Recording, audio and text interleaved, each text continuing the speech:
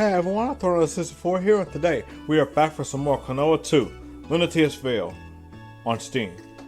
Now, we're here to check up on where we need to go next, from Baguchi. I do apologize for the bit of sloppiness the last part was, honestly. I kind of was just all over the place with this, and I was still trying to figure out what exactly I wanted to do with that part, especially with the fact that the doll piece I was missing ended up being missing, and it was just like, I was a mess, basically. That's the best way I can summarize it. I was just a mess.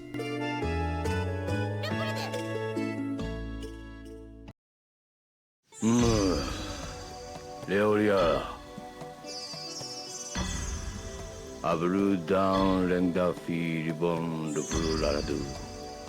Vitu di tula baran.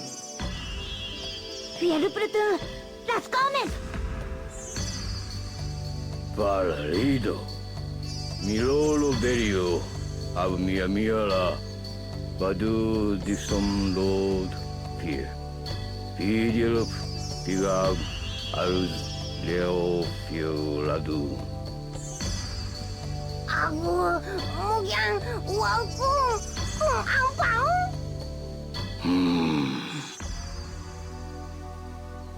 Mia. Adam not calling la. And up for allow. Am bram for mia dolapa. Orang dopa abunam ernacron. Everyone wa flaledio. Wa rabla bun as for the ibara. Yodeludu.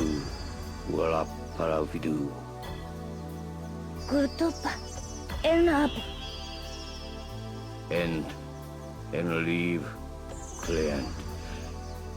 Irvenant salam avnat tugan.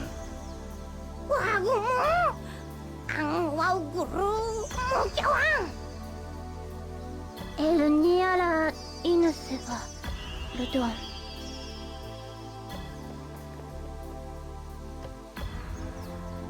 Brahma, Repuldo. Manila Hurudu Toteria, La Hurimaya. Alleluia. Lucy said to Leolia. That's nice and Cyclena. Ow! Okay? Cyclena. We are not. Ow! Mogoro, ow. Amutang. La Fara. Repulde.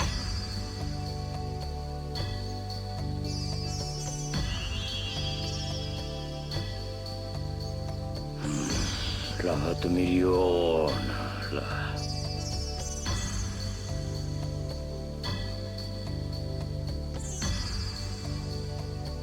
Ano lamang abdu idea.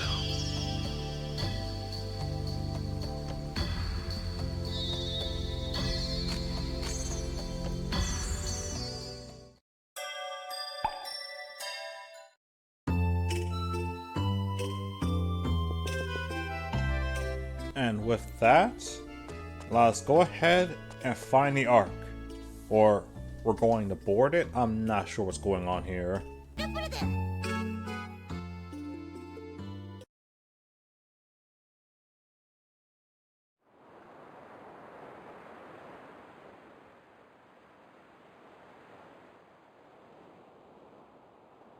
Guru, ang wangyawang? Julian Goods, Feratunia. Bahu, Repulde.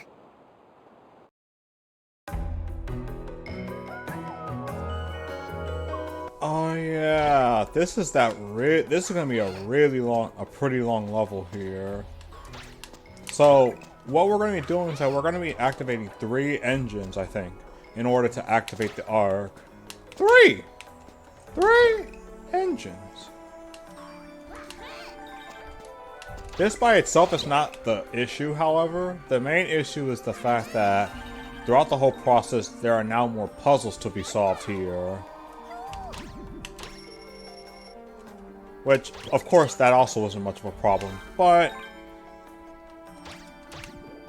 it's just gonna be a fact that this is pretty much gonna be a long level. So if you haven't already, go ahead and get yourself the butteriest of popcorn possible. Or pretty much whatever snack you like to eat during the day. Cause like, look at this. Look at all this that we're gonna have to traverse through. And this is actually a part of, and this is all a part of the levels you're seeing right here. This is not just for the background, including this right here.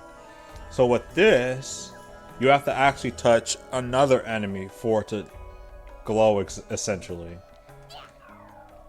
If you hit one enemy, it does a level 1 glow, the glow yellow.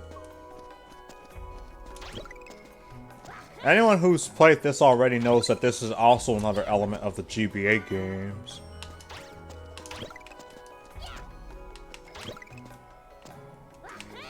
And in that same sense, it's going to be just as crazy to access everything with that little... I don't know if I can really call it a move, because it's clearly not. There's a different name for it. Once again, I don't have access to finding it because, 1, I did not search it. 2, and more importantly 2, here we go right here. So now we just need a secondary charge. But before we do all that,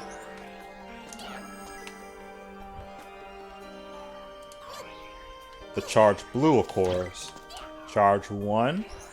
Then you have to hit another enemy, and they will go out of their way to avoid getting touched. You could also just do this. Well, I couldn't do it here, but you could just walk up to it and touch it that way. But yeah, start getting used to those bombs and the flashing glows that we'll have to be collecting. Let's call it that for now. Let's just call them glows. How did I not get hit?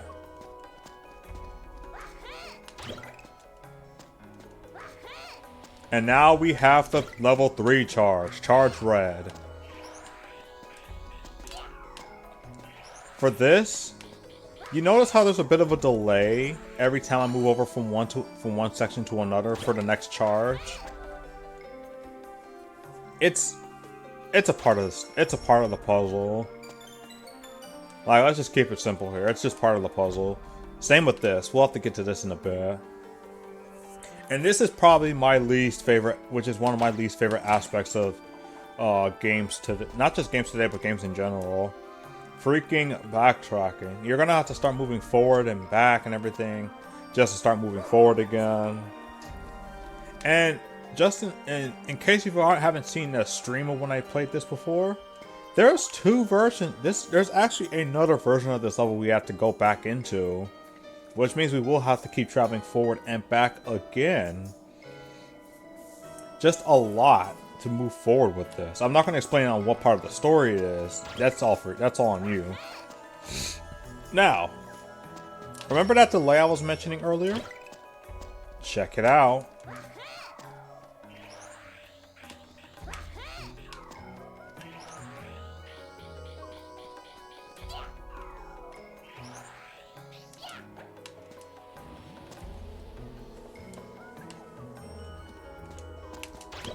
And it only gets crazier from here.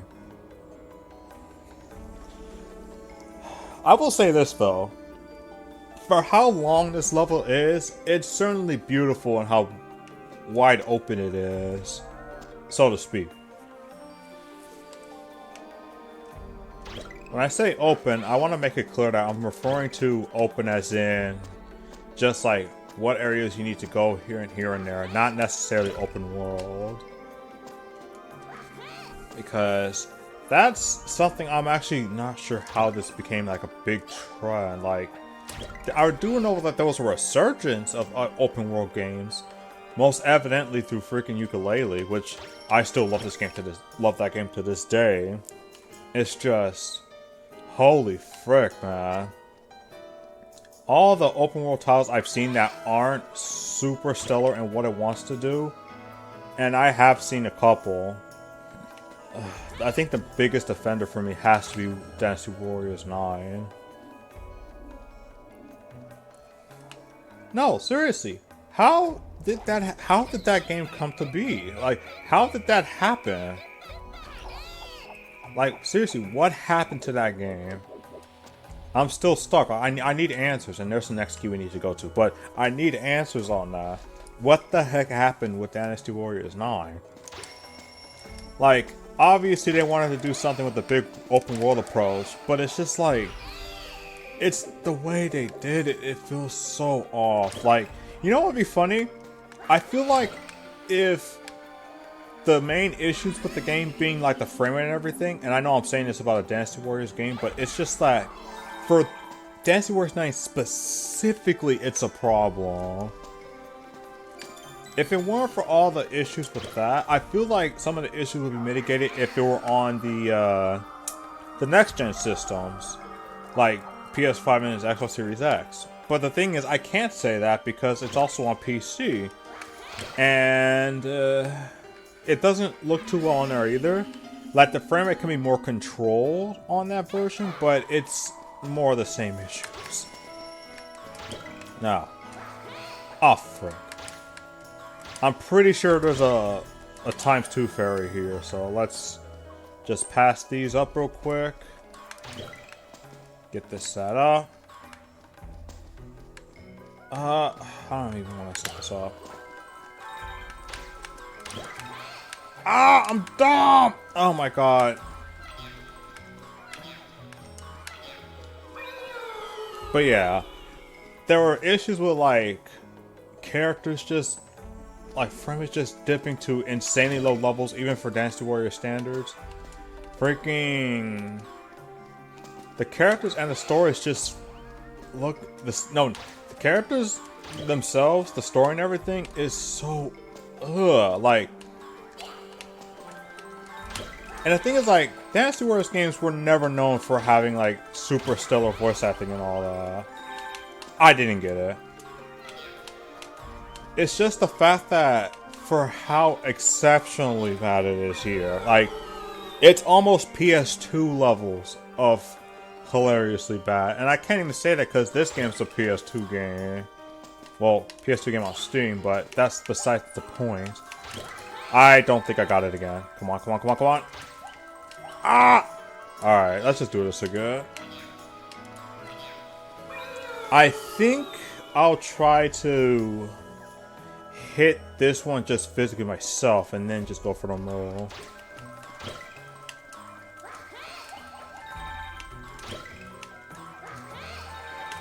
Okay, I got it now. Oh my goodness. We gotta go back here anyway. I think. I'll go check. But yeah, it's just, oh my god. So just so many things that could have been done a lot better. And they just weren't. Like, enemies also not appearing on the screen a lot of the times, which is something that does happen with the Dynasty Warriors games because they load up a lot of enemies at once. But the thing is, here, it's like, the reason why it's a problem here specifically is just because of the fact that, like, this was on PS4 and Xbox One compared to, like, the stuff on, what the heck was that? Anyway, stuff on the stuff on like PlayStation 2, like I mentioned earlier, PlayStation 3, even PlayStation Portable, it's supposed to be like the big step up on top of the fact that it's like open world, and yet it not only does not do much except just create this whole empty world, which is another problem. It also puts this whole perspective of how you can make open world games go wrong, basically. Like, it's gone to a point where there's so many empty worlds and filler quests and everything that people now actively do not want more open world titles. Just because of stuff like that. It's caused that much, obviously not that game by itself, but stuff like that caused it. Oh my god, don't even get me started with the newer Assassin's Creed titles. Like, my issue with open world on those games isn't even the open world concept itself, it's just the fact that what they try to get you to do is like, oh hey, we have time. We have stuff like time savers and everything. So let's fill this up with some quests. Take like several hundreds of hours for that exploration, and oh my goodness. And it's like I don't even connect much with the whole. Like I'm pretty sure there's still like all the stories with after, because like I pretty much just stopped after I pretty much stopped after Odyssey. I'm gonna let you know that right now. Well, Odyssey, it felt like maybe it could have been a different direction. Like it could have been. And then there was the one in Rome that looked like it was promising. Like, oh cool, this might actually look like a cool story and everything. It wasn't. It wasn't. Not one bit. Like, legit. I legit think they only went for the open world segments, not just because other people were doing it, but because they saw the profits in doing so. Like, mixing microtransactions with open world? Like, stuff like that just further, like, you know what? I'm done with open world titles. Like, give me back that linearity we used to have back in the olden days. We don't need this now. I don't know. I'm sorry for the rambling about all this. It's just that these games that I actually really like playing, and it's like they could have done so much better with this, and they just not only didn't, but they somehow managed to show how wrong these open world, like the open world genre, can be treated. There's obviously some good games, of course, that are open world. I'm not saying they're all like this. Oh, thank God they're not all like that. It's just, oh my God, I can't believe I got hit by that. I just cannot believe that stuff like that can actually be a possibility now. And even now, even though open world games are still like, they're not like the first priority, like, oh my God, there's these huge things or anything like that. It's just the fact that it can still happen. That is a gigantic spike ball. That's still here? But no, in all seriousness, it's just, why? Why in the world is this even a possibility that this can go wrong like this? Like, if it was just like stuff like back in the day where it was like the issues with camera and stuff like that. Like, just to remind y'all, like, actual going back on this stuff with 3D platforms on N64 PS1 stuff. It used to be just stuff like, wait. There's a way I'm supposed to do this.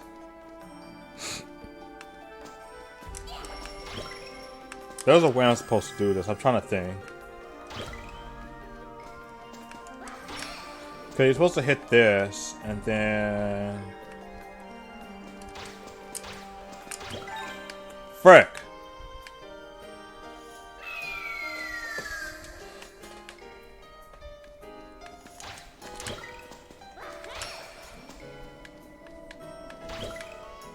I don't know, man. It's definitely a genre that I loved exploring, and now it's just like, just thinking about it now, I honestly can't imagine actively playing, like, I'm playing like a game that's not necessarily sultry, but it isn't even much of a game. It's just a checklist, basically. I think that's the best way I could possibly summarize how people feel about open world games.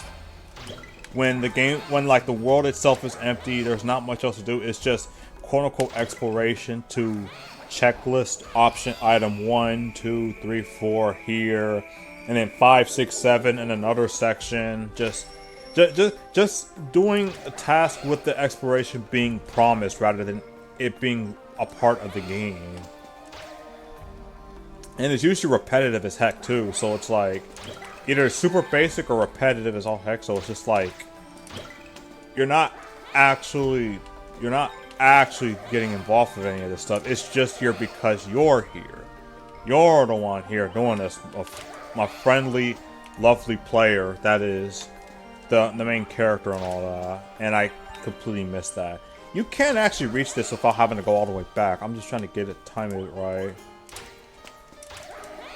Or what was I supposed to do through here?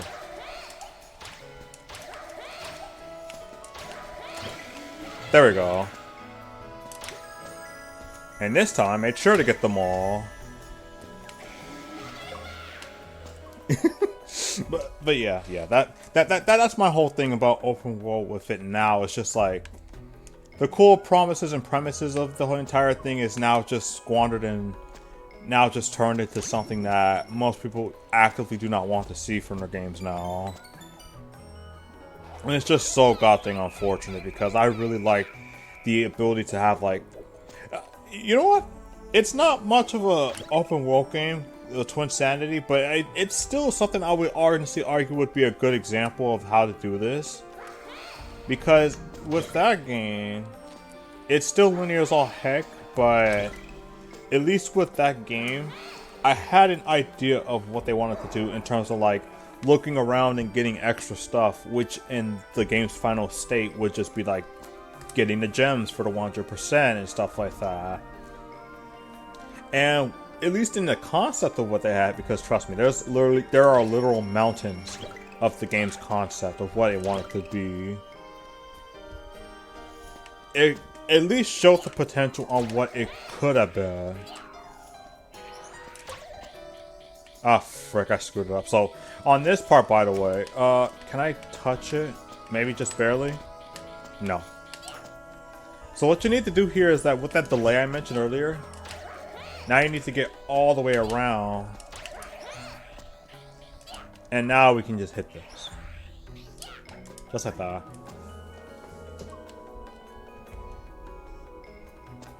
I'm kind of glad that with the stuff like platformers and all that, I don't have to worry too much about that. And 3D platformers are starting to go a bit more to their linear format, with only the like purely extra stuff being for those who wants to go the extra mile and find everything. It just, oh my god, it still just bugs me that that's the route we have to go for now with playing a 3D platformer, just because like open world has been emptied as all heck. It's not super enticing to explore its own worlds now. So, not all of them, of course, and I want to keep reiterating this until the point's been made. This is only for those like selectively bad ones that's given the idea that they can just be this bad now. That the potential that these games could be bad like this is now a thing. It's surfaced, basically. It exists. Could you imagine? You know what? Could you imagine if the RPG game freaking Star Heroes becomes localized, but it got turned into a freaking open world title where now you are basically now exploring everything based on, not based on the original story of Star Heroes. No. You're now exploring it because they have to have like this whole thing with this new world, new dream rather. Okay, this is about to activate a cutscene. Like this new dream and everything, where, oh, you know, you have to do this, that, and the other in order to progress forward with the next dream. Just, I guess that's the best way I could summarize it. I liked open world games when the exploration was just a part of the whole thing and not a mandatory thing just to fill out a checklist type quests. And the quests themselves aren't usually that enticing either, but that I'll just leave for probably a separate video.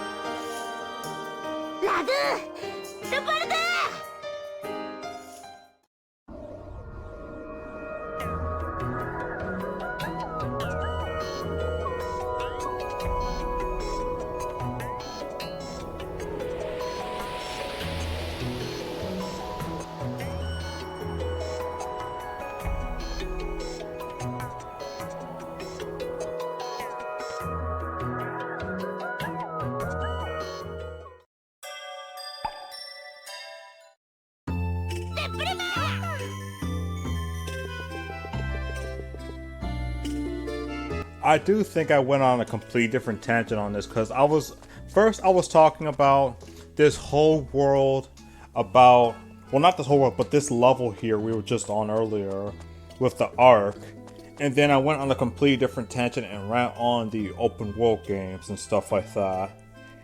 I don't know what happened or even what sparked that managed to even spark this to happen, but we could move forward from that in the next part. So, with that being said, this is Artorias Support Song. Thank you guys for watching.